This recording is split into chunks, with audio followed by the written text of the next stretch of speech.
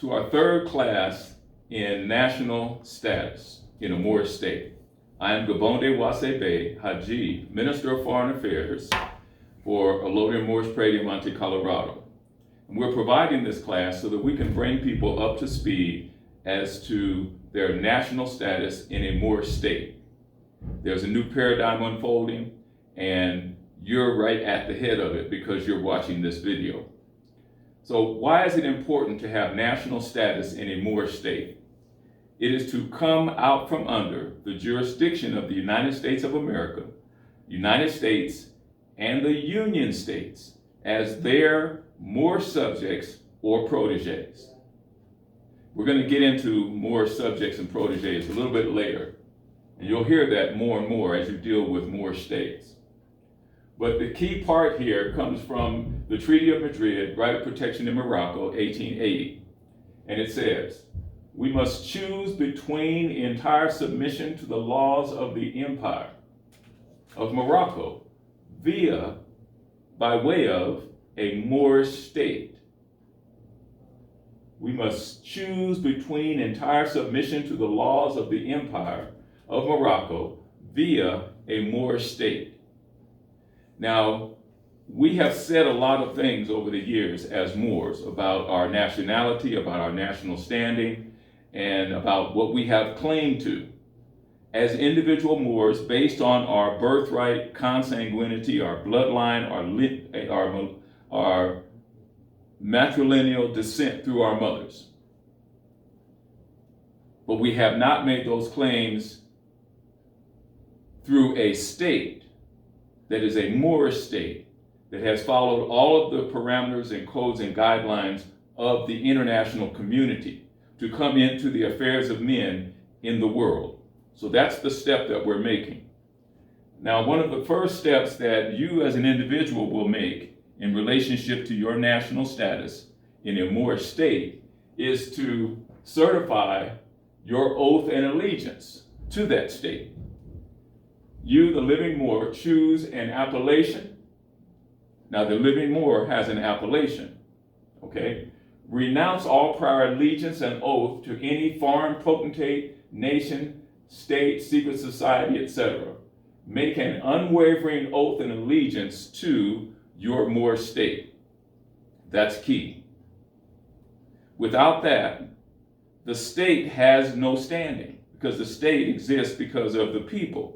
The people bring sovereignty to the state. The state exercises that sovereignty on behalf of the people in aggregate, as a whole, as a body. And so that Moorish body politic becomes a servant of the people, for the people, by the people. Then there's an affirmation and trusteeship of the artificial person. That affirmation is the statement that you make in writing, the document that you sign under oath. Is signed by officials of the Moorish state, and by doing so, you have, through agreement, assigned the birth certificate name and its associated construct to the Moorish State National Trust. It now becomes a protected party under the National Trust by the laws of a Moorish state, an organic state. Those are the two things that have to happen. Because when you deal with nationality, you're dealing with a dual situation. One is birthright and bloodline of the living being. The other is political status. In our state, in the Moorish states, it's a dual situation because the living being has an appellation. The artificial person has a birth certificate name, which is usually a Christian name that was given. That has to be brought under the auspices of the Moorish state as a protected party. Because it comes under the auspices of a Moorish state as a protected party, the claims that the United States of America, the United States, and the other municipal union states are trying to make against the artificial person can easily be rebutted, nullified, and dismissed. So it provides a level of freedom and security that otherwise was not there.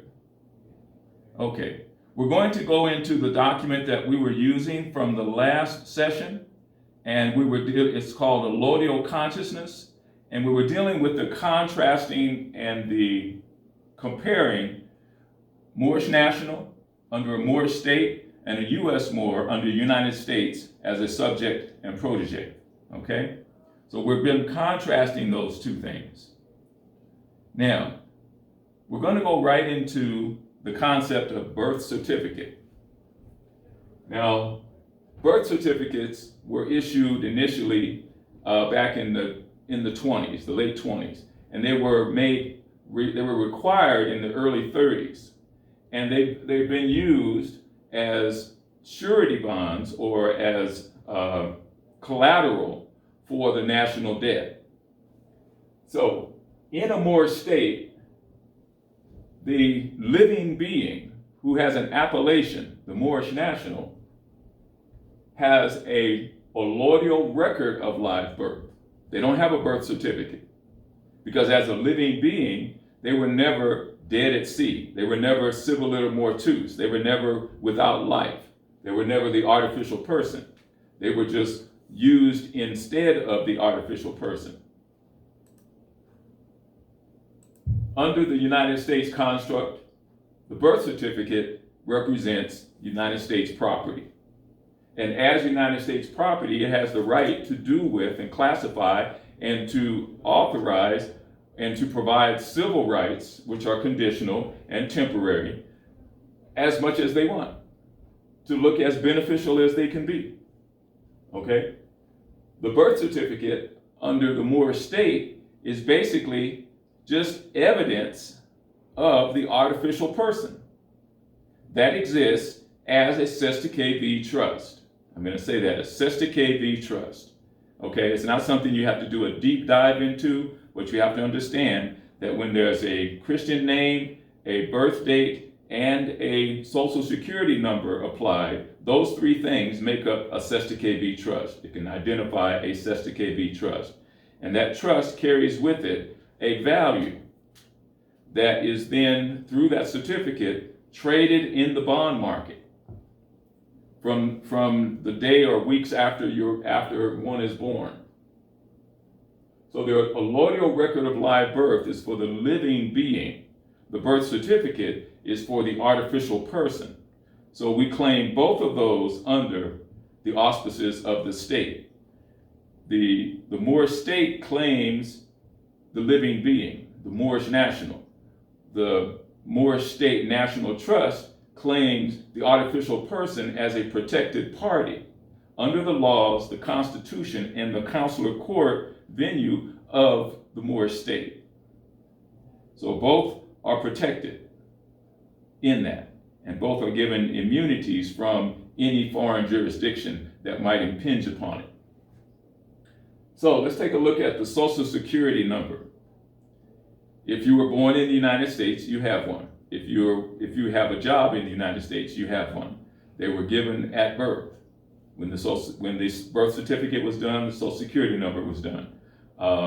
That number is a number that signifies. It can also be used as a QSIP number, which is a number for the bond issue, or the group of bonds that are put together will use a common QSIP number that have all those Social Security numbers listed under it. The Social Security number is used as an identifying number for property. Okay, that's what it's for. It's an identifying number for property under the jurisdiction of the United States of America, the Union States, the municipal corporate states. Now, under the Moorish state construct, the Social Security number identifies the protected party, which is a very different relationship. It's not property, it's a protected party. Under the United States construct, the Social Security number does not identify a protected party. It identifies Moorish subjects and Moorish proteges. Moorish subjects and Moorish proteges. Moorish subject is anyone black, colored, and Negro, African American, Indian, and other derivations who has been identified as property under the United States. They are Moorish subjects because in international law, there is no black, colored, Negro people. But there are Moorish subjects. There are Moors. Moorish subjects are all the people who are Aboriginal and indigenous to this land.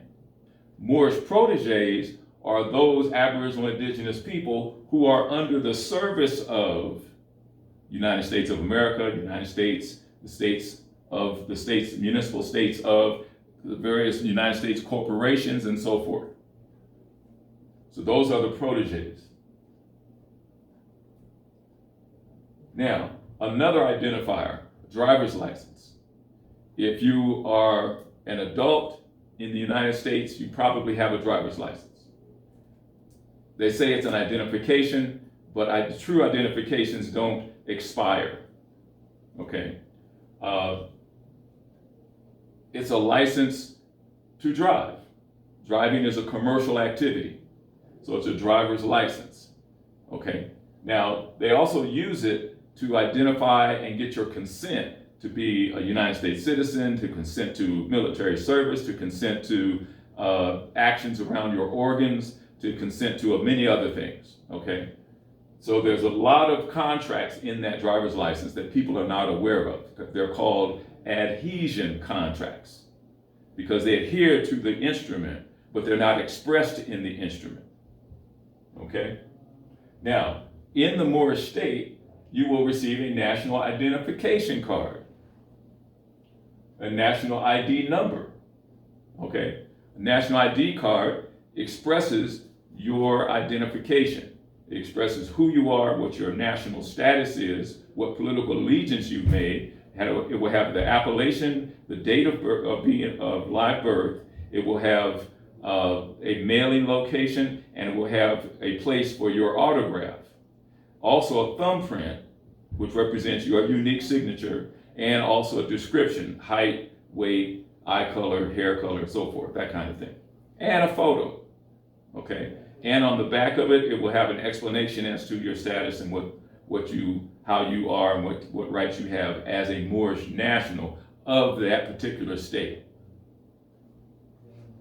The national ID number, similar to a social security number, but not used the same. The national ID number is used to identify the Moor in relationship to the state in the states, the Moorish states, vital records. The national ID number is also used as a corollary to providing conveyance plate numbers, providing other numbers that are needed for other things, for providing insurance, many other things. The national ID number is not a replacement for the Social Security number because it has no interface with the corporate state, the municipal states of the United States. It has no interface.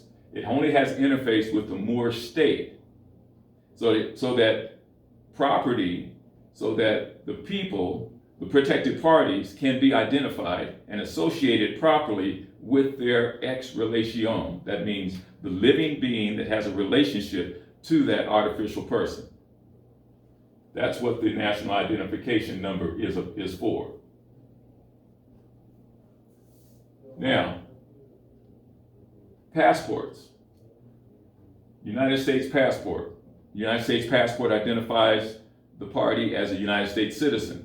It identifies that you have a right to go to a United States consulate or a United States embassy and receive assistance when abroad, okay? Moorish state passport. So it's in process. We don't have it fully developed yet, but a Moorish state passport will allow for the same. And when we have those relationships established, we will be able to travel from Moorish state to Moorish state without encumbrance. We'll be able to travel to other states in the world that we've interfaced with that accept our passport.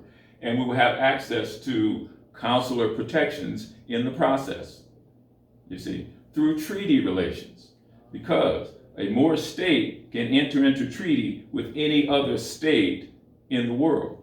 not with a municipal state because they're not states. They're international organizations that serve another international organization called the United States, which operates as a service organization for the United States of America. So there's layers upon layers that they've done so that they can remove themselves from culpability and always separate themselves from fraud that's been committed. Okay? Now, let's take a look over. In the United States, you have auto registration. All of the states have auto registration because the autos, they say auto, but it's not auto, it's vehicle.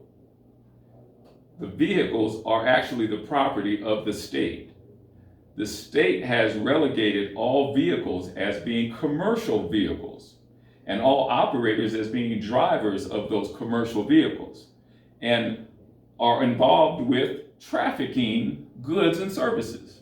That's why when you get stopped by a policy enforcer, it's called a traffic stop, because their job is to regulate commerce on the roads, you see. And they use all kinds of codes and regulations to set up scenarios so they can stop more people and begin to gain commerce through that activity of regulating vehicular traffic in their jurisdiction, which is a corporate jurisdiction, not a land jurisdiction. A allodial title in a Moorish state, totally different. A allodial title gives the bearer absolute, unequivocal use, exclusive use of that automobile. Now, it is not wholly owned by the Moor, by the individual in the Moorish state. It's actually owned by the national trust. Just like the vehicle in the corporate state is not owned solely by the individual citizen. It's owned by the corporate state. That's why they're regulating it. They're regulating their property. And they're able to extract fees and payments and all kinds of things because they're regulating how someone is using their property or misusing their property. Under a allodial title, no one's regulating your use of the automobile, your conveyance. You are the operator. You are the one who has exclusive use of it. The state is in a position to protect the right of travel in that automobile or conveyance and protect you as the operator, you see? So a allodial title carries much more weight than auto registration. A allodial title to an automobile or conveyance gives the bearer, gives the person under contract for exclusive use much more latitude and freedom in relationship to travel, okay? So as you can see, there's a lot that goes into a Moorish state. Moorish state is not just, okay, we're going to get together and set this up. We're going to build a little structure and we're going to get together every once in a while and talk about good stuff. There's a lot of work that goes into it. There's a lot of structure. This is all called infrastructure of the state. And we have to have that so that when Moors come into the Moorish state and their national status is converted into the national status of that Moorish state, they have all of these protections in place. And it provides them a sense of security, a sense of peace, a sense of harmony, and a sense of freedom. And to know that there is a state body, a body politic that exists to protect their rights as human beings, not as artificial entities, which have no rights. You see, property cannot claim property. Property cannot claim freedom. Property cannot make any claim in law. They can make claims that are legal, but those legal claims always come with restrictions. So under a Moorish state, you can make claims that are lawful, under law, under international law. Now, let's go on to the allegiance and oath as a national and protected party, as opposed to citizen per acquiescence as a Moorish subject or protege. Now, under the United States system, United States construct, citizenship for Moors and who are subjects and proteges, which is all people who consider themselves black, colored, and Negro, Indian, and so forth and so on, are under what's called acquiescence, capitulation, compulsory jurisdiction. Because in order to engage with the state, the municipal state, you have to make an allegiance to the state by claiming and accepting that you are a United States citizen. But you were never naturalized formally. But throughout the course of your life, you checked enough of those boxes, it is presumed that you are a United States citizen. And we've all checked those boxes. And many of them inadvertently and unknowingly have done that, not realizing that we have kept ourselves under that capitulatory regime to our own detriment, giving the United States right to do with us as they please because we have consented to be their property. Consent is key. So when you acquiesce, you're consenting. Now, when you make an allegiance and oath to a Moorish state as a national and protected party, what's happening is you are consenting to be a Moorish national of a Moorish state. And so your status as a national is solidified. So you are consenting, actively consenting, not acquiescing and not being aware of what you've done. This is an active consent, okay? Carries much more weight. Now, we've talked a lot about Moorish subjects and proteges. Moorish subjects and proteges have what's called a nom de guerre. And a nom de guerre is a name, it basically means a war name, a name that's used under duress. It was given to us, it was put upon us, and it becomes a nom de guerre not because your parents gave it to you, but because of what was done with the name at birth. See, there's nothing wrong with John Smith, Jane Doe. There's nothing wrong with those names. But when those names are taken and put in all capital letters and then put on a construct that makes you artificial, and at the moment after you're born, you are considered civiliter mortuus, meaning dead at sea. That means there's an artificial entity established. And that name then becomes the name of that artificial entity, which you then become the inadvertent representative of. And you don't know it until later in life or until you become conscious. And your management of it is that you are the artificial person. And so when they want to do something with you as the corporate state, they're not doing it with the living man or woman. They're doing it with the artificial person. And because the living man or woman doesn't have any other designation but that nom de guerre, they apply all punishments upon the living body, which then gives substance to their claim and gives substance to their right of use of the property, and to claim the labor of the living being in the name of the nom de guerre. So the nom de guerre is a war name. It's a name that's used to war against the people. And the people are flesh and blood, but the nom de guerre is for the artificial person. So it's almost like everyone is walking around with a sign that has their name, but the sign is the actual artificial entity. The living being is just wearing the sign. You're not the name that's on the sign. But yet we claim to be the name that's on the sign.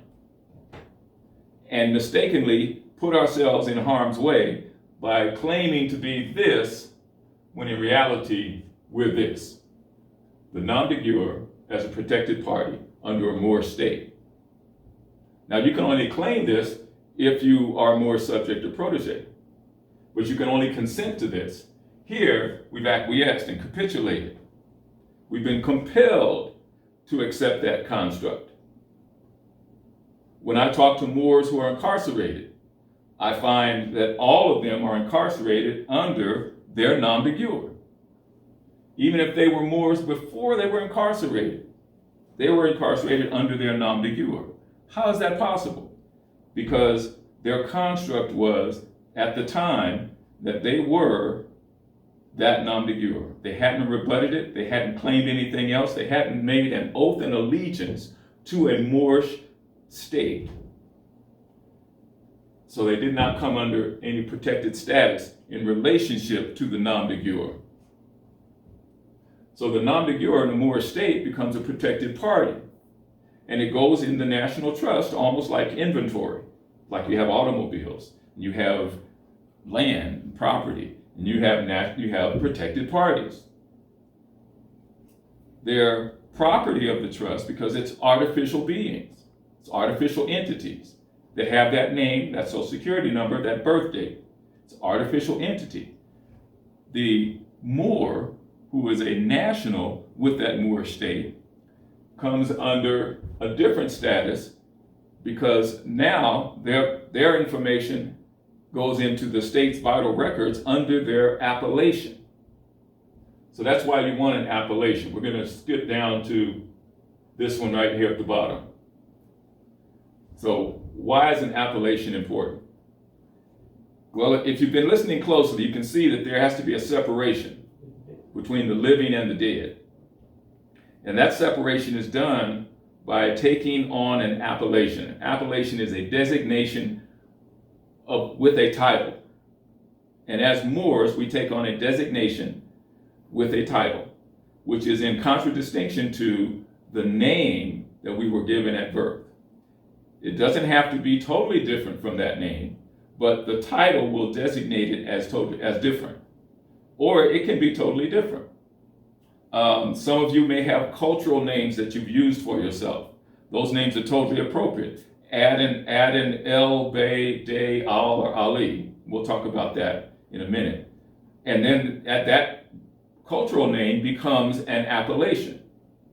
And when it becomes an appellation through your declaration and correction document, that solidifies that you, the living being, are now part of a Moorish state under that appellation. And then,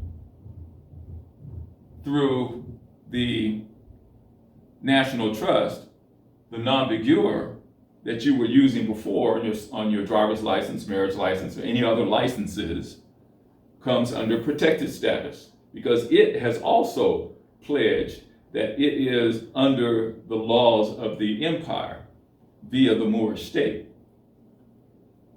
So what happens sometimes, some people have gone to the courts, the United States courts, to change their name, okay? When you change your name in a United States court, all you're doing is changing the name of the artificial person. You're not changing anything in relationship to being a Moor. It doesn't. You can change your name to a Moorish name with an L or Bey, but because it's done in the court, it's in their construct, and it's going to be registered as the name that the birth certificate party uses for the artificial person. So it doesn't come under any greater protection.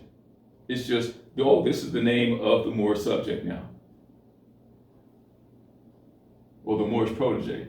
So changing the name in the court is not necessary. It's irrelevant. Because all the court can really do is affirm the name change. But they affirm it in their construct.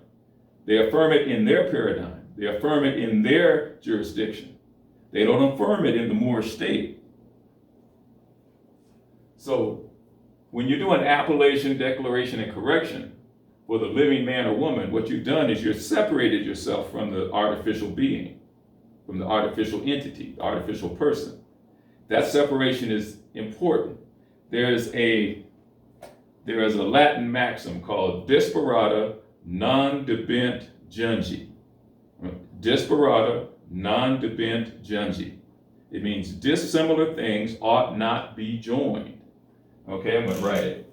Now, as you can see on the board, I've written the phrase disparata non debent jungi.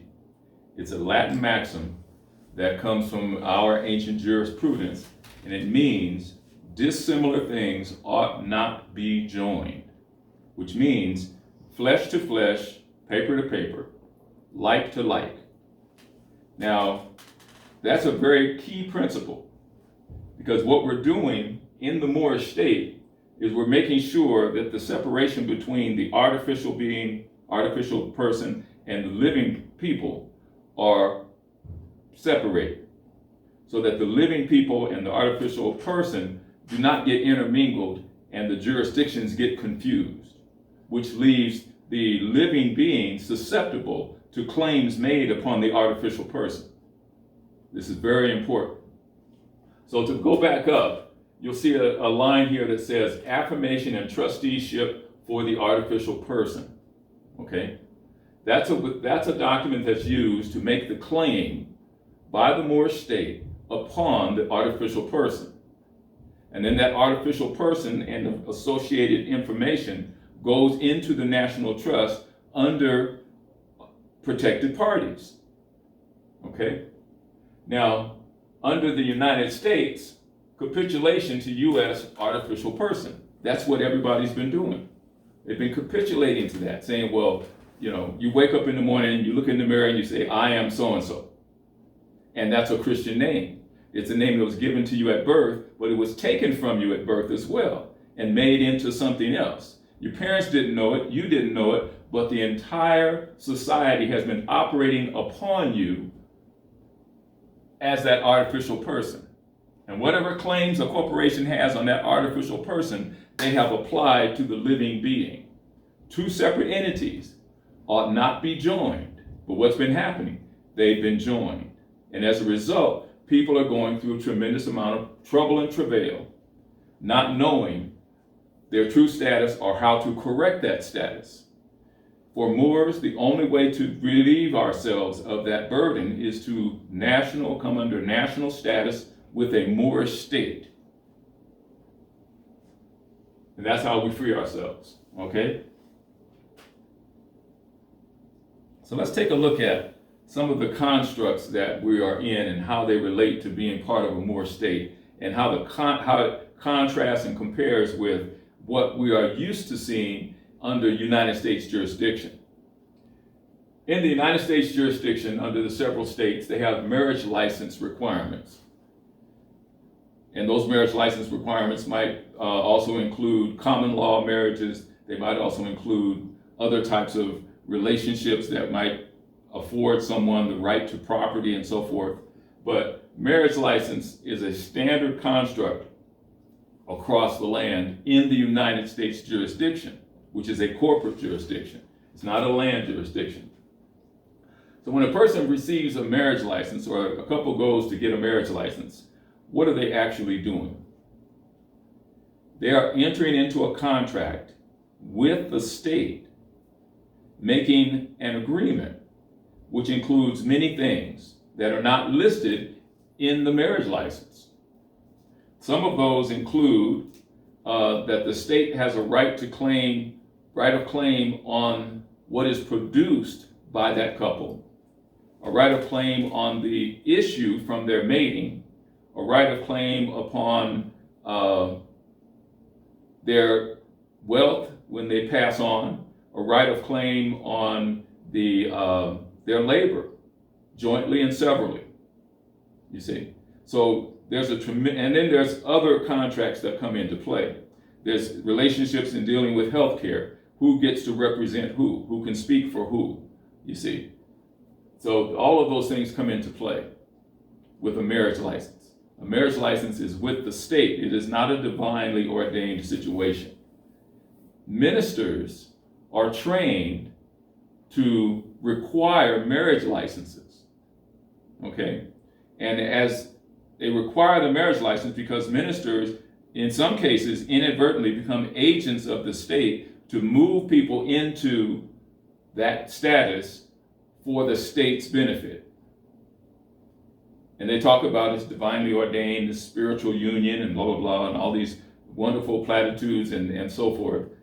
And what happens is the couple has no idea that they've been put under a wardship status as a couple, and that their children are going to be put under a wardship status, and that they're only going to be guardians of those children because the state is going to claim its parentis jurisdiction over the child. That's why public schools can virtually demand that the children do certain things, and the parents virtually have no say. Because the children are wards of the state. That all comes from the marriage license and the birth certificate and other things. Now, in a Moorish state, we talk about matrimonial union. Now, what's the difference? Matrimonial union is a bilateral contract between two parties. The male consort and the female consort that come together and create a union with the consent of their families and their community.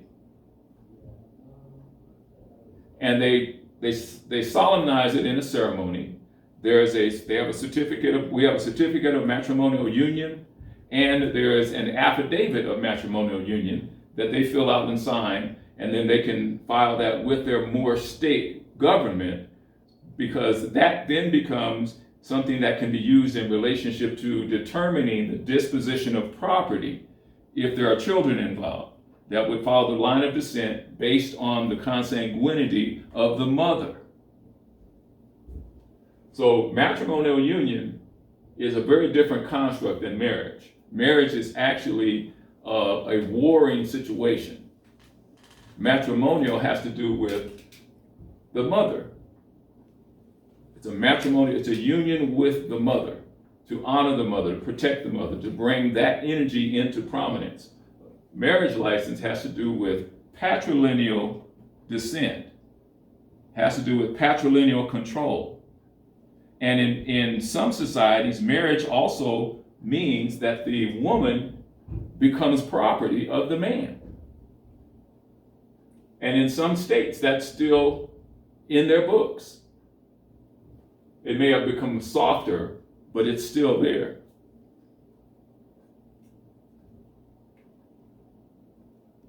Okay, we've talked about national of a Moorish state as opposed to being a citizen, subject, or protege of the USA.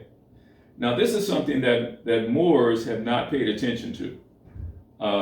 There is a document, 1906, United States expatriation, or United States citizenship and expatriation protection abroad. 1906, United States citizenship, expatriation, and protection abroad. I'll say it again. 1906, United States citizenship, expatriation, protection abroad. In that document, on page 459, it talks about the status of Moors in North America, that's what it uses. It says that anyone, talking about the Aboriginal people, the Moors, they're talking about Moors, that cannot prove that they are a foreign citizen are ipso jure Moorish subjects. Ipso jure means by fact of law. So they are ipso jure Moorish subjects. Now, when they talk about Moor, they're talking about black, colored, Negro, African American, Indian, so forth. They're talking about melanated people. If they cannot prove foreign citizenship, they are ipso jure Moorish subjects. You see, we didn't make up this term subject or protege. It's used in international law. It's used in the conversations between states regarding Northwest of Mexico and the people who are the Aboriginal indigenous people of the land, which the United States is claiming to have on their rolls as protected parties. That was the discussion that they were having in the 1913 conversations dealing with French protectorate in Morocco and the United States of America attitude regarding extraterritorial jurisdiction. So those conversations, and French wanted to get control of the list of protected parties, a list of subjects and proteges. The United States said, no, that's ours. We're not giving that up. So that was the conversation. Who was going to have control of the subjects and proteges? The United States fought to retain that control. Okay? So when we talk about that, so when people say, talk about the term, you've heard the term straw man, right? Straw man for our people is an irrelevant term. It has no basis because it has no standing. Because our people have been designated as Moorish subjects and proteges, who have also been branded as black, colored, Negro, African American, and other brands. And in government parlance have been used for that in order to solidify the artificial person status so that they can keep those parties not protected, but under subjugation. Now, under the United States construct, there are employees, agents, and officers of the United States. If you have a job, you are an employee, agent, officer of the United States of America. As a Moor, in the Moorish state, you're a worker for hire, contract services. So under ideal circumstances, and I say ideal because not everything is as it needs to be right this very second, something that's being moved towards. Under ideal circumstances, all Moors are workers for hire or have contracts to provide services. Under the United States construct, employee, agent, officer of the U.S. and USA. So if you have a job, you are an officer, employee, or agent of the United States. Whether you work for a corporation or not, you can work for an individual. If that individual is an artificial person, operating as an artificial person, then you're under the United States auspices. You're a protege. Okay? So it's a very different construct, totally different construct. Now, let's take a look at non-tax obligated. Moors have constantly talked about being non-tax obligated or being tax exempt.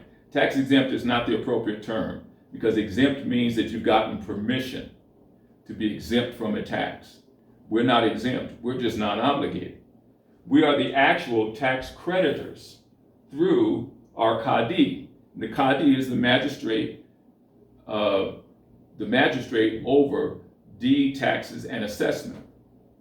Okay, so that's where that comes. So we're the tax creditors, which means they owe us for using our land. They owe us rents. They owe us fees on imports. They owe us deed taxes for every real estate transaction. They owe us consumption taxes and so forth. And these are not taxes that we're making up. These are taxes that are delineated in the Treaty of Madrid and in the Act of Algeciras. So, under the United States construct, everybody that has any kind of revenue is a taxpayer because all revenue under the United States construct is considered income. And income is only corporate profits by the United States Supreme Court decision that income represents corporate profits. But wait, if everybody in the United States is an artificial person, which is a SSTKV trust, that puts them under a corporate status because that's a United States created entity. That means every United States citizen is a taxpayer because they're an agent, employee, and officer of the U.S. and they receive income because they represent a corporation in their person, their artificial person. As a living being, you cannot be taxed by someone who is using your property.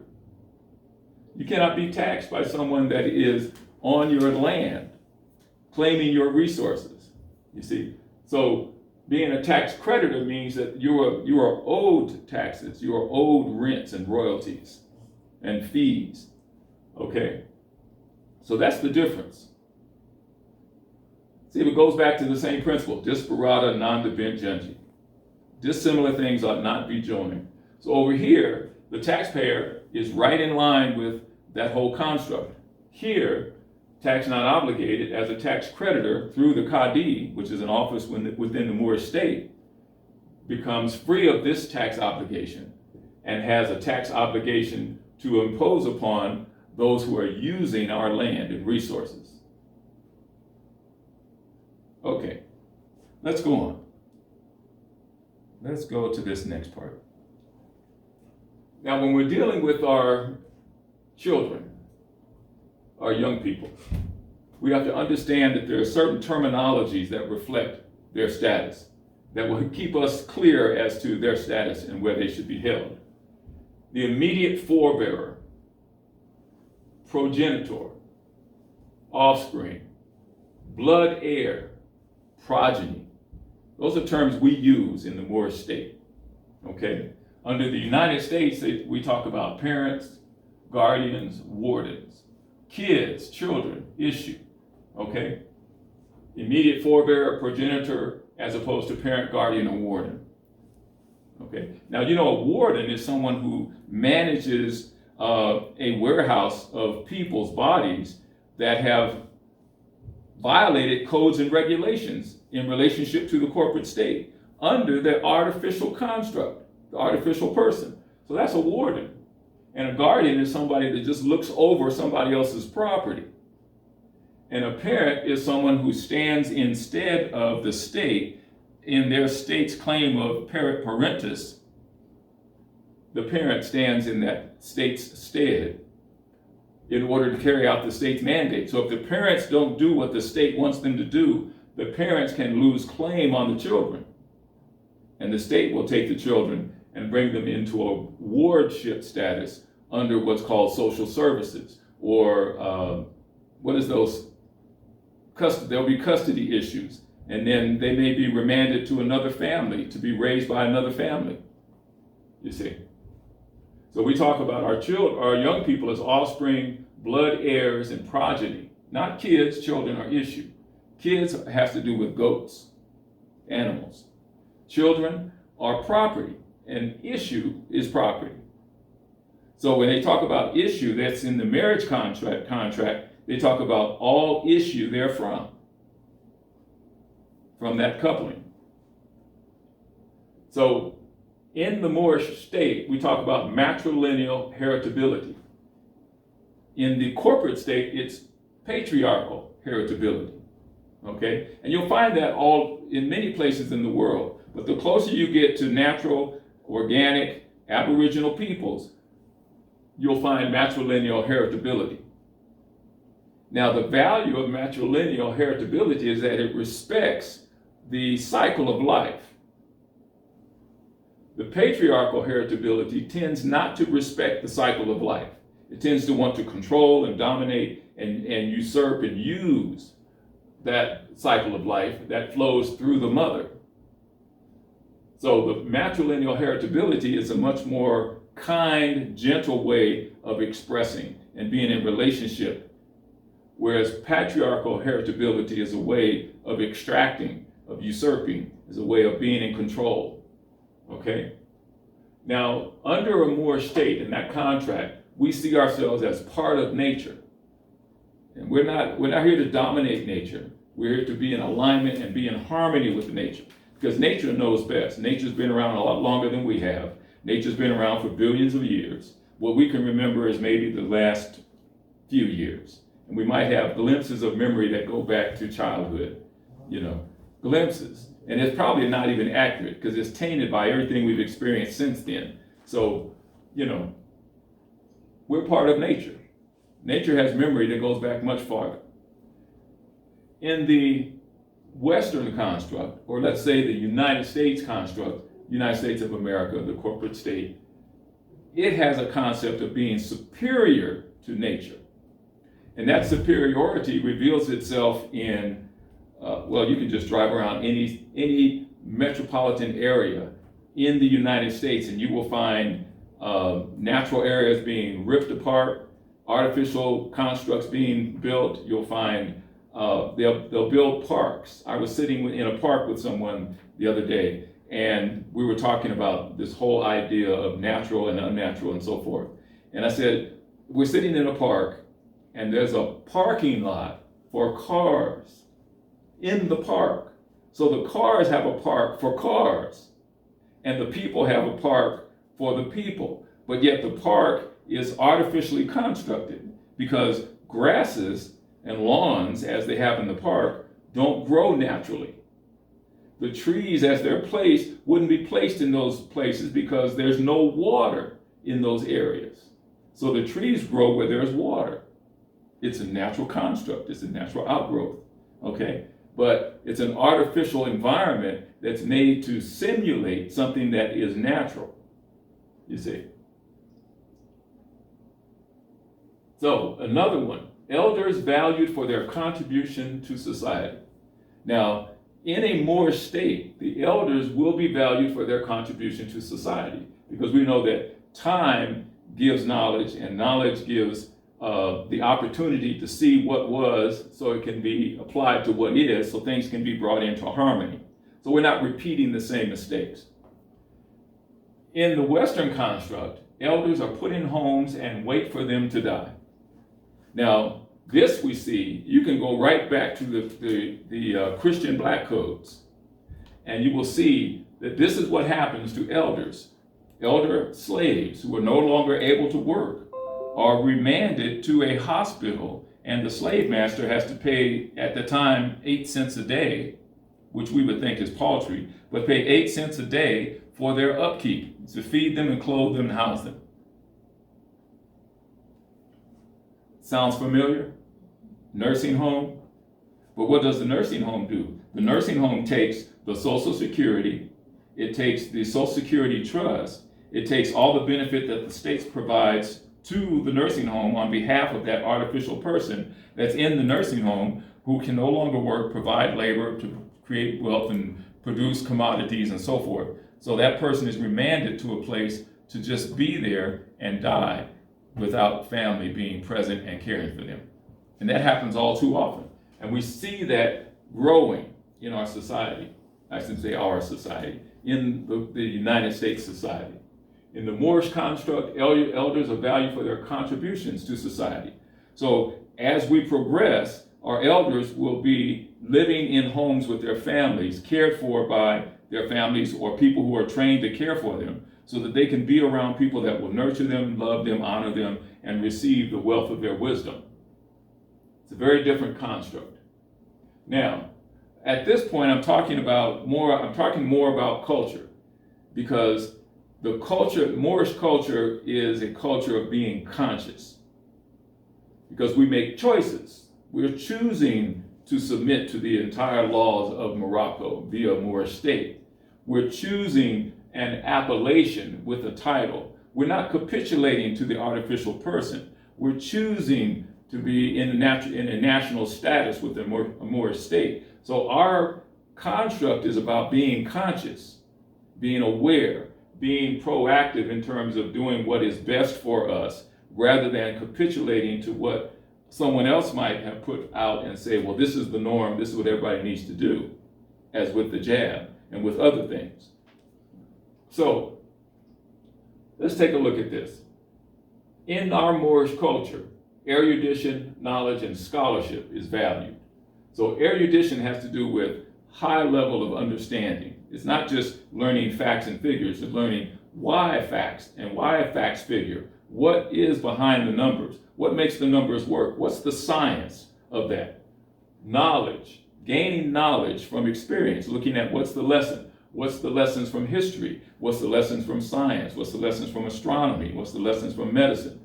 And scholarship, the ability to actually delve deep into a subject, to research, to study, to go into real understanding of a topic. In the West, we have education, training, and programming. We've all gone to public schools. We've been educated, trained, and programmed out of knowledge, not to be more knowledgeable, you see. Education, training, and programming, you can see it all the way into various university level programs where their focus is education, training, and programming. You see, where they're training people to get jobs. They're training people to do certain certain paths of career. They're training people to be cogs in a wheel, not to be creative, not to create new inventions, not to be business leaders, but to be cogs in the wheel.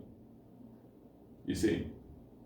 Now, here's another construct of the culture. In the Moorish culture, pregnancy and offspring are sacred, totally sacred. A woman who is pregnant has every privilege that whatever she requires should be provided for her, whatever that is. If she wants something to eat, she should have that. If she needs a cool environment, she should have that. If she wants to be carried someplace, she should have that. If she wants to be driven someplace to go look at the sunset, let her drive her there and let her look at the sunset, whatever that is. But that's a sacred time. It's a sacred time for women to come together and to nurture that to be mother, so that she understands how to carry out her responsibility in building a new component of the nation. But in the West, pregnancy and childbirth are a necessary evil. There are still, in some places in northwestern Mexico, under the United States jurisdiction, where pregnancy and childbirth are considered pre-existing conditions in relationship to insurance. So if you don't already have insurance, you get pregnant, you try to get insurance, you may have to do some searching to find one that will say, okay, we'll insure you. But it's a pre-existing condition, so we're going to add a little bit of money to it. You got to pay more. Now, when the Affordable Care Act came out, that's what another faction called it Obamacare. When that came out, they said they were going to eliminate that whole concept of pre-existing condition around pregnancy. Okay? Now, a lot of things got changed, but it didn't get changed across the board. Okay? So this idea of pregnancy and childbirth, a necessary evil, the example of that is, for instance, I was counseling with a young woman, and she told me about the process of her childbirth. She gave birth to a child, and she did it naturally. She waited the 45 minutes for the umbilical cord to stop pulsating. The child naturally crawled up to her breast and began to suckle naturally. Okay, there were many other things that she did that were part of the natural process. She gave birth naturally. Okay, and that was it was like a gift to hear that from a young sister, because most of our women are giving birth via C-sections or induced pregnancies for convenience. Okay, it is very important that pregnancy and offspring and the issuing forth of that energy into life be done in a way that honors the life itself. Okay? Everything that's done over here that's different from the normal hospital construct is considered weird, sort of out there, sort of not really the norm, and so forth. But for thousands of years, our women gave birth in squatting positions, assisted by other women who had given birth in that way. There is a temple in Hindustan, in Sindhi, where it shows a woman giving birth, and she's actually squatting, and there's two women on the sides of her holding her, and there's another woman there to catch the baby. It was the natural way that it was done. And it was interesting because the carving was very detailed, and it actually showed the baby coming out, and it showed the umbilical cord. You see, so this shows that this was the natural way that it was done. Women even in the fields that were forced to work through their pregnancy, gave birth in a squatted position, caught the baby, wrapped it up, and went on working. You see? So we have to look at the natural way of doing it. It's not that everything we do has to be totally shifted, but we have to be conscious of what's best for us. That's the culture. Another part is sex is sacred between a man and woman. In the Moorish culture, sex is sacred between a man and woman. It is not something to be entered into indiscriminately. In the Western culture, sex is viewed and promoted as sport. Now, You go to a nightclub, you're going to see sex being viewed as sport. You know, who can get this? Who's it? What's happening over here? What's this over here? You know, vying for, you know, what's available. In the Moorish construct, sex is sacred between a man and woman because there is a respect for each other. When sex is viewed and promoted as sport, there's no respect for each other. It's only respect for self-service and self-aggrandizement. Then we look at herbs and natural remedies under the Moorish construct. In the Western construct, we're looking at drugs and allopathic treatment. Now, in the Western construct, that's the only thing that they value. Anything that's different from that, they are actively going about to discredit, to disprove, and to make illegal, even though it harms people. Herbs and natural remedies have been used for tens of thousands, hundreds of thousands of years. That's our construct. Now, it doesn't mean that you have to go out today and throw out all your medicines and go into your cabinet and get rid of everything that has a child-proof cap. Okay? If some of those things is what you need today, use it today. Begin to move in a direction that's more conscious. Become aware, study, learn. What are the alternatives to this path, the drugs and allopathic treatment?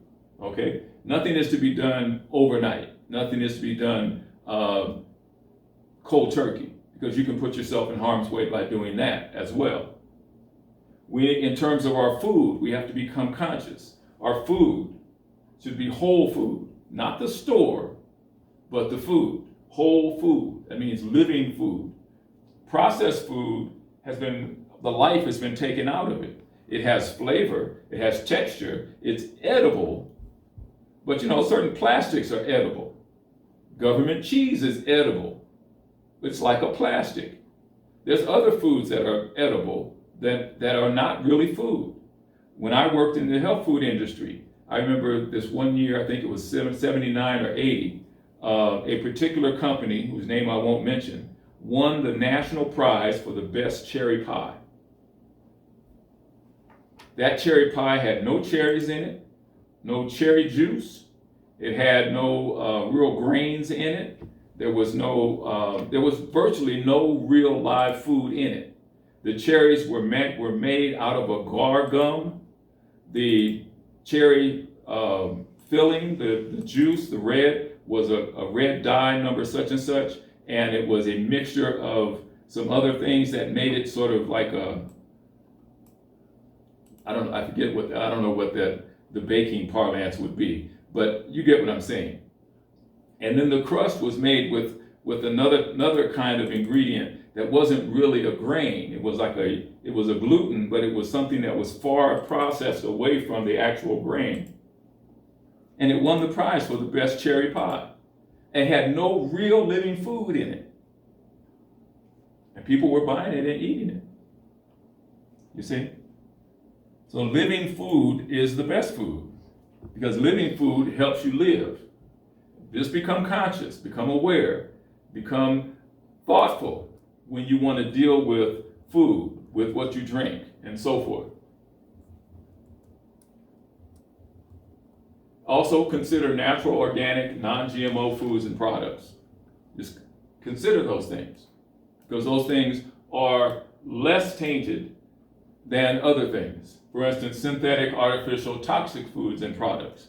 And you wouldn't think that they would put toxic foods on the shelves.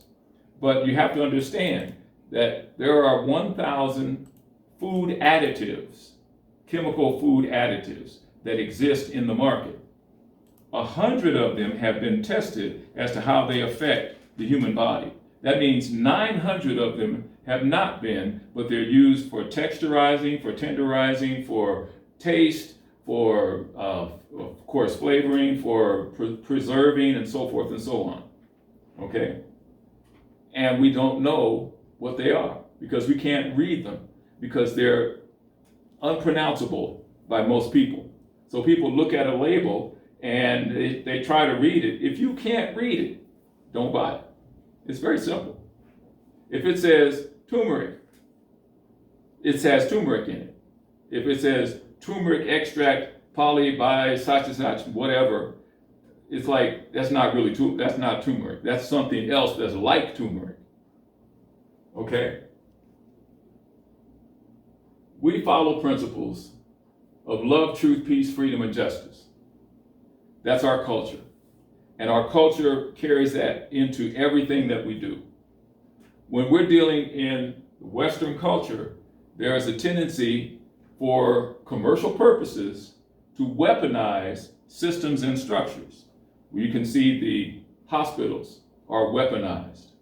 Of course, the military is weaponized. Education is weaponized. The media is weaponized. Government is weaponized against the people. You can name any construct that exists in the United States construct. It's weaponized against the people, but it provides commercial benefit to those who are invested in that. Now, here we talk about extraterritorial jurisdiction as opposed to compulsory jurisdiction. Extraterritorial jurisdiction in the Moorish state, we have our law is superior to the law of the corporate state because our law is original, because we have original jurisdiction. Now that law applies when we're moving in and through and around other jurisdictions that are buttressed up against us. Compulsory jurisdiction is what the United States is promoting. That compulsory jurisdiction is compelled upon the people. People are compelled to accept the United States jurisdiction. If they had more forethought, well, let me give you an example. For instance, if you're filling out forms for employment and you're given a W-4 and they say, well, you can fill it out online, and you go online and you go to fill it out, there's no way for you to fill it out appropriately or properly as a Moor who is a national in a Moor state, because there's no accommodation for that. There's only accommodation for their jurisdiction, their construct. And if you don't fit, you have to comply, consent, capitulate to their jurisdiction. So don't fill it out online. Make a copy of the form, fill it out by hand, contact your Razim, your public officials, your government to find out how to best deal with that. And they'll be able to help you. Consular court, as opposed to Supreme Court. Now, consular court has original jurisdiction in Morocco. This is Morocco. Northwestern Mexico is Morocco. When you look at the ICJ case between France and the United States, the ICJ was constantly saying, United States in Morocco. United States in Morocco. United States in Morocco. Wait a minute. United States is not over or across on the other side of the Atlantic, but the United States is here in northwestern Mexico, the Western Hemisphere. So therefore, Morocco is here. And Morocco has been here for hundreds of years. Before Columbus, Moors were here. Moors had come from the Moroccan Empire in the east and settled in the west. And then the colonists came. Why the main states, Portugal, Spain, France, Netherlands, and Great Britain were the 5 Christian powers that had treaties with Morocco, which gave them the right to come over to Morocco and engage in commerce. See, we're told that they were given those treaties so that they would be protected on the high seas. But treaties exist between states. States don't exist on the high seas. States exist on land. So Morocco had treaties with them so that they could come and do commerce on the land of Morocco, which is here. That's why we have original jurisdiction in the Moorish state under our consular court. Consular court is superior to the Supreme Court of the United States. The United States is a municipal corporation. From 1871, they established the municipal corporation called the United States in that specific territory called District of Columbia, which was its 10-mile square territory. You see? So Supreme Court operates its municipal jurisdiction. Everything that Supreme Court rules on has to do with United States citizens. Has to do with United States law within its territory.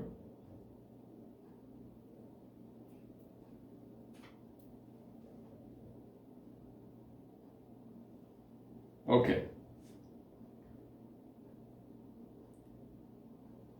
Now, we're going to go to the next documents. Maybe not all of them, because I had several. Okay, let's see now.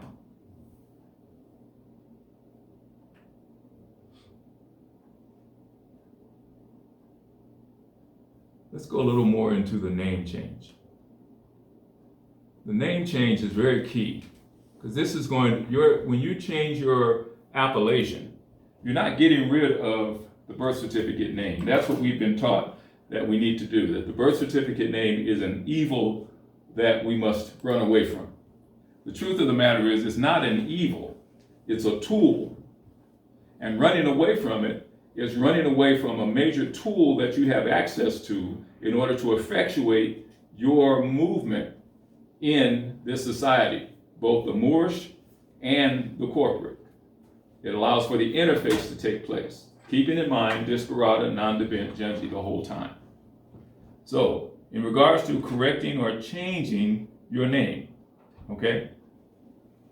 I'm not going to read it, all of it, but I want to highlight a few things. Common law. When we go through and exercise our common law document, which is appellation, correction, declaration, and proclamation, that common law document becomes the substantive evidence that the living being has separated itself from the artificial person. And it's written in such a way as to support that. Okay? Because the living being becomes the national of the Moorish state.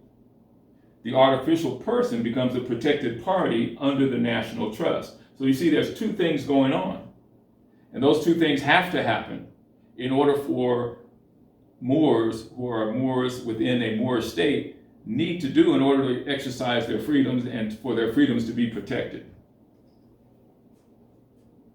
So common law consists of those archaic principles, usages, and rules of action applicable to government and security of person and property, which do not rest for their authority upon any express and positive declaration of the will of the legislature. So no legislature, no one can legislate your common law right to correct and choose an appellation, a designation with a title of you as a living being, a Moor, a national of a Moorish state.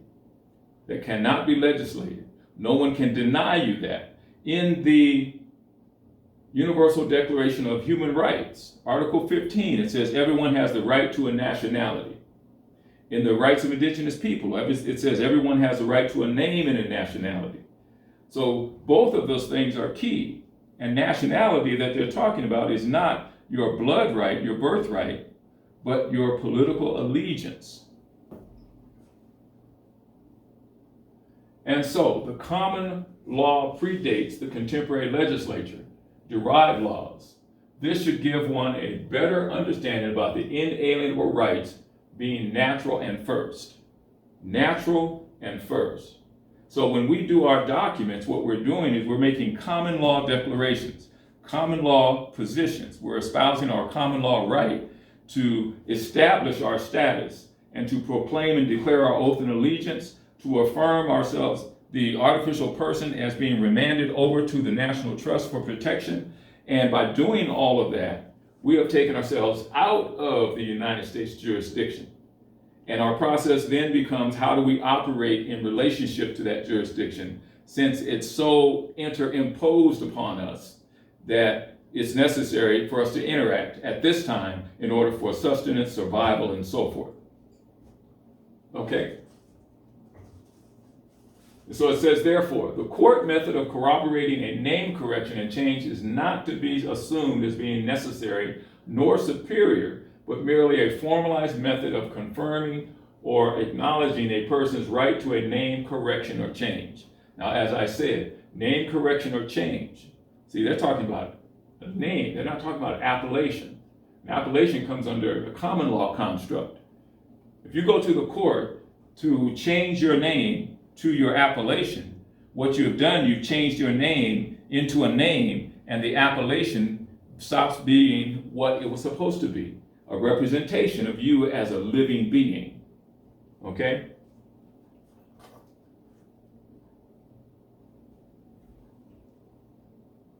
Okay, let's go to the next one. This is a good one. This has to do with birth certificate. I'm going to read this one because everything in this one is very, very poignant and very concise, and you'll get a good idea of the birth certificate. People that don't know what happened when they were born will repeat the cycle over and over and over, and will wonder why certain things are happening. We wonder why the policy enforcers are doing certain things, why they can get away with certain things, why certain things are happening repeatedly, day after day after day. It's because we don't know what was done to us at birth. Okay, the Uniform Commercial Code is one of a number of uniform acts that have been promulgated in conjunction with efforts to harmonize the law of sales and other commercial transactions in all 50 states within the United States of America. The Uniform Commercial Code is looked upon as the Bible in the world of business. Under Caesar of Rome, it was established that all nations in the empire that do any form of business should all play on a level field. But what is not told is that the UCC is based directly on Vatican canon law of the Roman canon law, which means its regulations are under the Roman Catholic Church. Now, you may be wondering what this has to do with birth certificates. So let's break down the origins of the birth certificate. Okay? Question: what is a berth? B-E-R-T-H. To come into or dock at a wharf, such as when a ship comes into a dock, it arrives. So consequently, when a ship pulls into a port, it pulls in and stops. That is called its berth, because the ship has now arrived. So because it is on the laws of the high seas, it is governed by the UCC commercial law. So when the ship pulls into its berth, the first thing the captain must do is to present a certificate of manifest to the port authorities. What is a certificate of manifest? It is a document listing a ship's contents, cargo, crew, and passengers. So whatever the ship brings in at berth, the captain has to present a certificate of manifest showing the identity and value of the items on the ship. Now, consequently, when people are born, they come out of their mother's water. Therefore, they must have a birth certificate, which is a certificate of manifest because the people are considered a corporation-owned item. They are a human resource. This goes back to the German Nazi concept that every human coming out of their mother's water must be birthed. And therefore, the people have to have a certificate of manifest to see who this individual is and how much they're going to make for the government in their lifetime.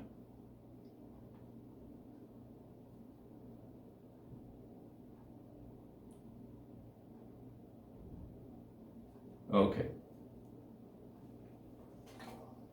So, since the U.S. went bankrupt in 1933, all new money was to be borrowed into existence.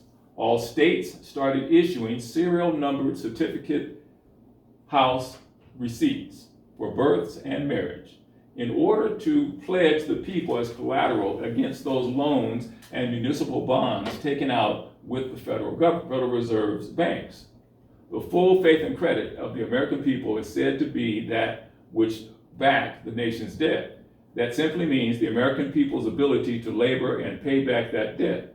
In order to catalog its laborers, the government needed an efficient, methodical system of tracking its property. To that end, humans today are looked upon merely as resources, human resources. That is, why do you think when you call to see if a company is hiring, you have to go through a division known as human resource? The people are resources to the government. Their birth certificates are a security on the New York Stock Exchange, which is why if you look at all birth certificates in America, it will say at the bottom, this is printed on security paper. Do not accept if not on full color security paper. At the bottom, you will always have a series of numbers, red numbers printed on the birth certificate, in which those numbers are a security stock exchange number on the World Stock Exchange, in which the American people are worth money to the international bank that bought the government in the 1930s. Government assignment of a dollar value.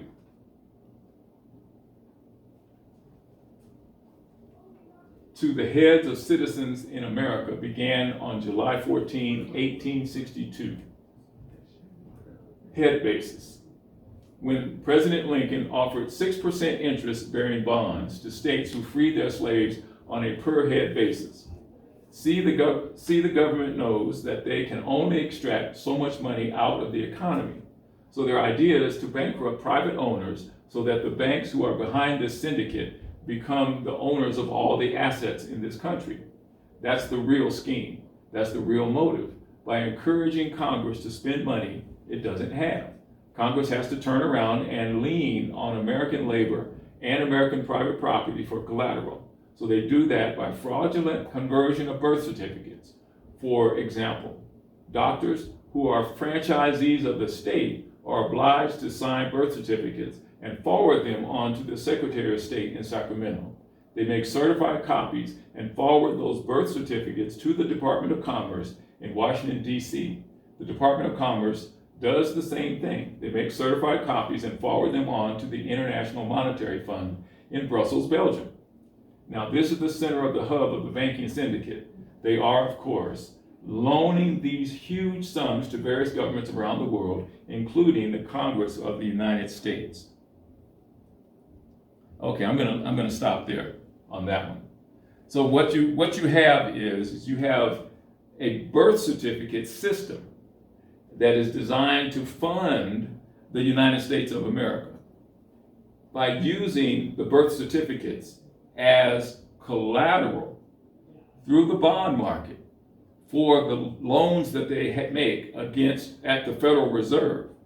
So they use those bonds as certificates as collateral, much like the municipal states do with auto registrations. They take the auto registration, bundle them together, create bonds, borrow money against those bonds in order to build roads, repair bridges, and so forth, and do public works. And there's other things that they do. But that's what's happening. It's a debt-based system. And the debt, collateral for that debt, is the people who have been converted into artificial entities. So they take the certificate and they trade the certificate. They don't trade the actual people. But if the people align themselves with the certificate as their only identification, their only source of sense of self, then the claims on that certificate can then be enforced upon the living beings who claim that certificate as a representation of their natural person. Let's go on. Let's go on.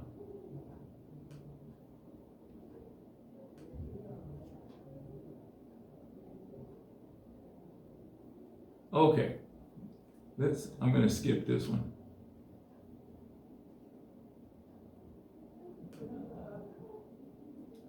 Let's take a look at this. Marriage license. Now, no one can compel anyone within the United States jurisdiction to get a marriage license. It's a choice. And because it's a choice, the state has immunity for any consequences you experience as a result of the contract. Because it's a choice. They can't compel you. Okay? But when you enter into the contract, there are obligations. The state has privileges that you didn't know you gave them. In all domestic concerns, each state of the union is to be deemed an independent sovereignty. Now, that's subject to concern because an independent sovereignty means that they're a actual state. Now they've done the things that make them a state, but they have corporate charters.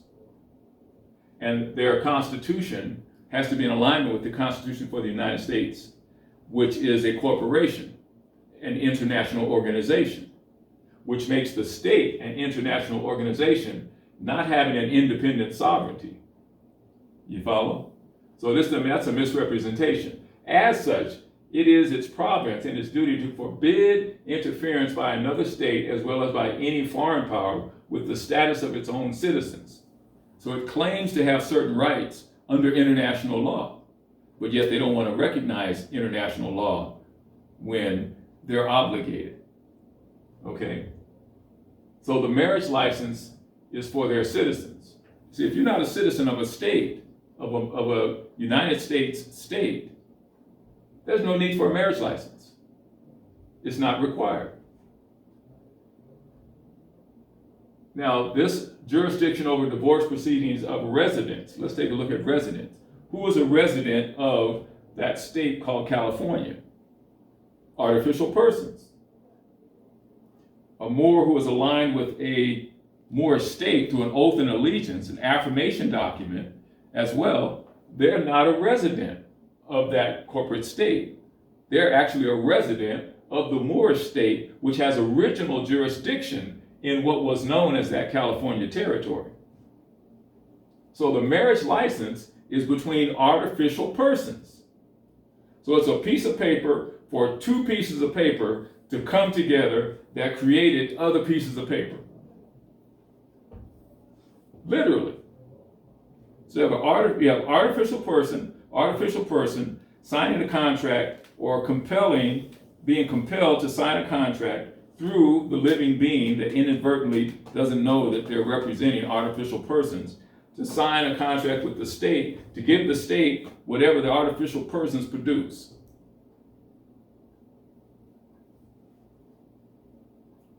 So when someone says, well, we're married, and they got married in a state, it's the artificial persons that got married, not the living beings. That's the thing that has to be understood.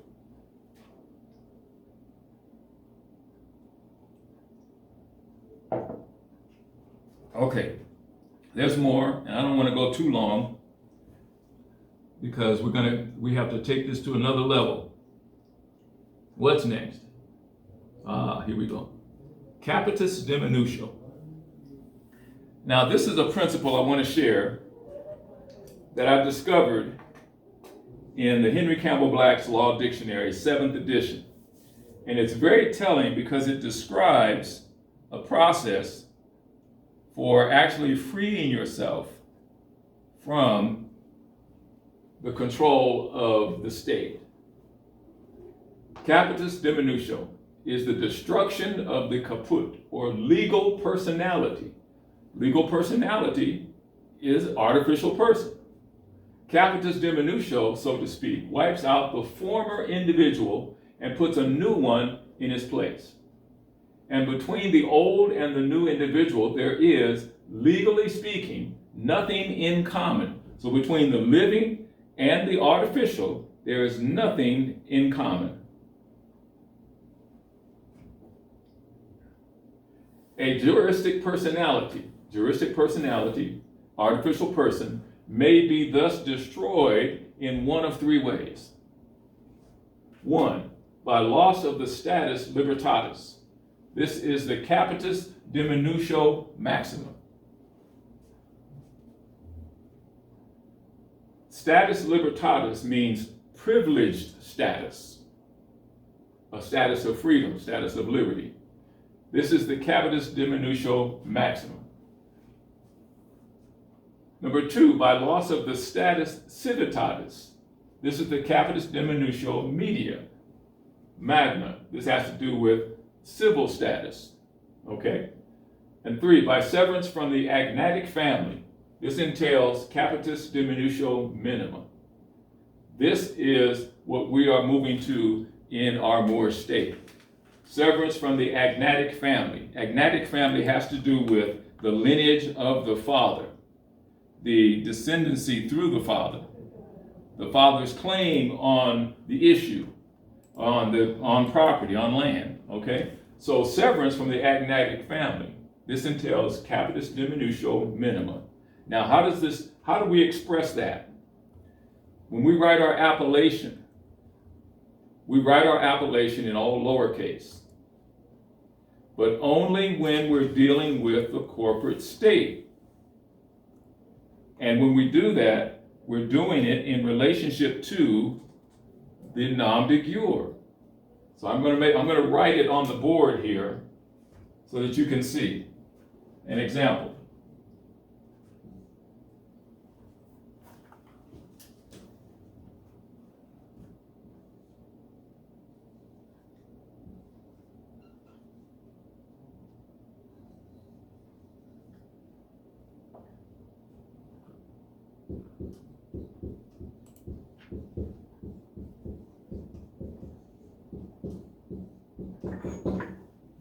Okay, now, on the board here you see John Doe Bay, ex-rel John Doe in all capitals, capitis diminutio minima, capitis diminutio maxima. You see?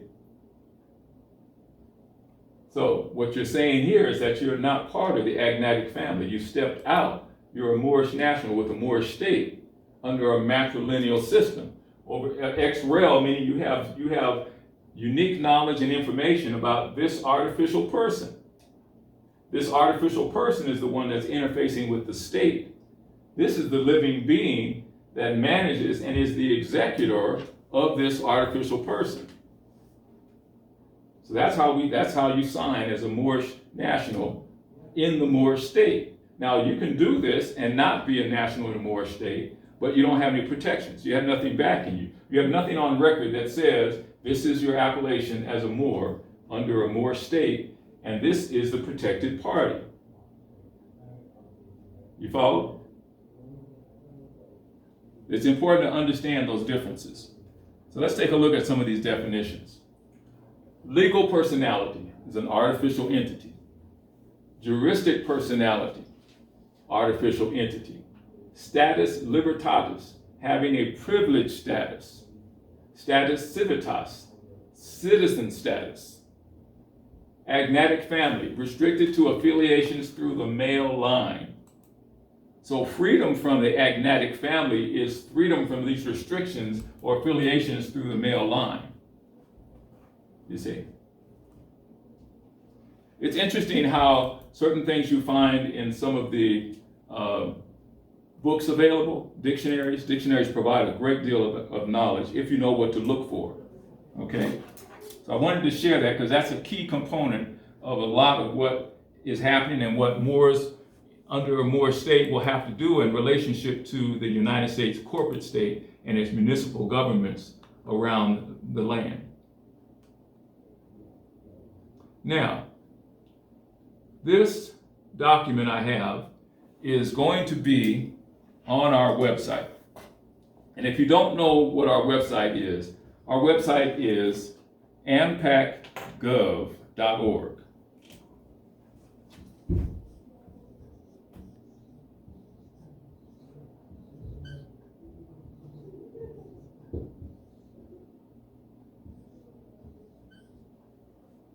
ampacgov.org. That's our website. In the next few days, this will be up on our website, and this is our path to national status in a Moorish state.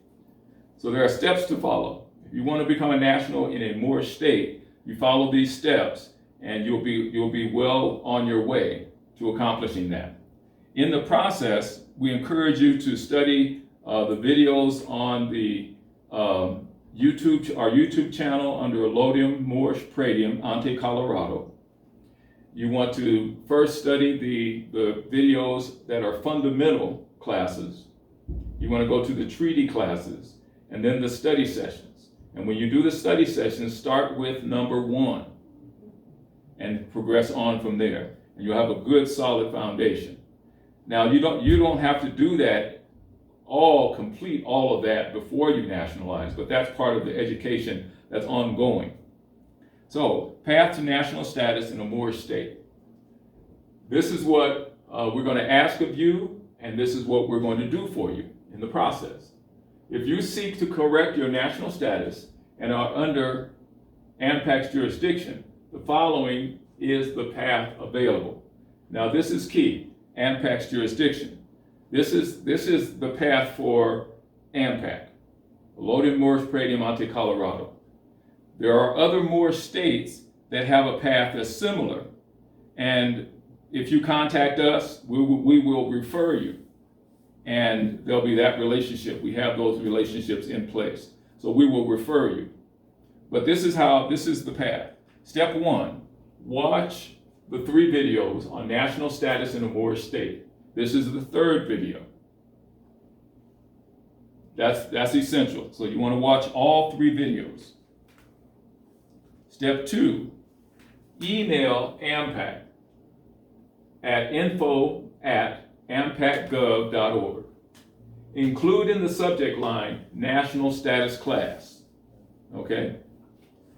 And then include in the email the following: the full birth certificate name, the nom de guerre, or the full appellation if you've chosen one. Also, the territory you domicile in, and the best days and times to be contacted for subsequent Zoom classes. Okay, so that's step 2. We're trying to make this as simple and easy as possible for people. Step 3, we will email your homework instructions, questionnaire, vocabulary, essay test questions, and the nationality information form. All answers are available from the material used in our videos, accompanying documents, and various dictionaries. So this is an open book test. The homework is all open book, so your library, online, the public library, whatever you need to use that, do the research, answer it all or answer whatever you can, and it's part of your process. Okay? 4, return the completed homework via email. That return email address will be provided with the homework. We're not giving the return email address here. Be sure to return all homework simultaneously. That's not one part one day, another part another day. You return it all simultaneously. We will not be delaying the process for others while waiting for you to finish. Okay? Step 5. When we have a minimum of 5 Moors ready to nationalize, we will set up 2 Zoom classes based on your best days and times to be contacted. Any Moor not in our territory or jurisdiction will be referred to the Moor state closest to them. Okay? So if you're in, for instance, Oregon Territory, there's a Loaded Moorish Praedium of New Mecca. We would refer you to them. If you're in Georgia, we would refer you to a Loaded Moorish Praedium ante Georgia.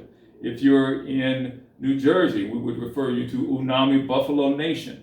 If you're in Ontario, we would refer you to a Loaded Moorish Original Regency. You see, so there are other states forming around the land that we can refer you to, and you can begin to align with them and begin to progress in that way. Now, step 6. Once the Zoom classes are completed, your paperwork will be prepared for you.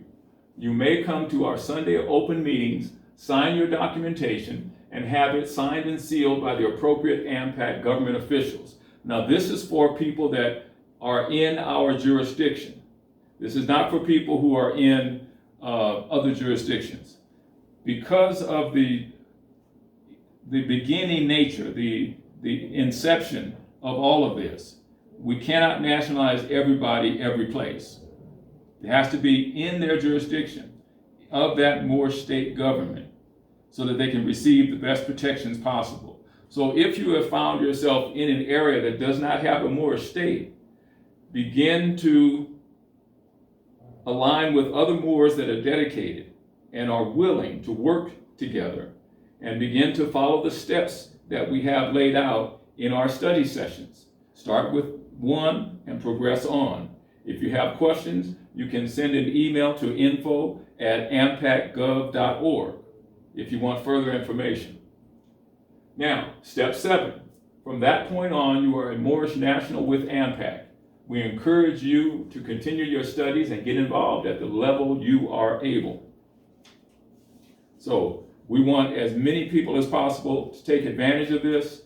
Remember, all of our people are Moorish subjects until they're Moorish nationals. It doesn't matter what they call themselves. It doesn't matter how they've constructed their organizations, their clubs, their societies, their religious organizations. Moorish subjects are going to stay under United States jurisdiction. Our fellow Moors who are calling themselves Moorish Americans are still under United States jurisdiction, because in relationship to international law, you cannot be a Moor and American. The Treaty of Peace and Friendship, the Treaty of Madrid, the General Act of Algeciras, all of those are between Moors and United States of America or other countries. So to be Moorish American is to play both sides of the fence, which puts you in a conflict situation in all of your dealings with the corporate state. That's why the term sovereign citizen is used, because you cannot be sovereign and a citizen. You can only be sovereign under your Moorish state. And in Morocco, there are no laws that treat of citizenship. So we have to come out from under that construct. Follow the process. These are the steps, the 7 steps that will help us achieve the freedom that we're seeking. Nationality, national status in a Moorish state, is the step to finding that freedom. Take advantage of it. Listen to the videos. Listen to the other classes. When you contact us, get the homework, do the research, do as much of it as you can, do all of it, and then get it back to us, and we'll begin to take the next steps. So we want to thank you for being part of this process, for helping us to help you to provide a platform for your growth and development, for your national standing to be secured so that you can assert it in your life for your children, your grandchildren, great-grandchildren, on throughout time. Peace and love to you. Blessings. Islam.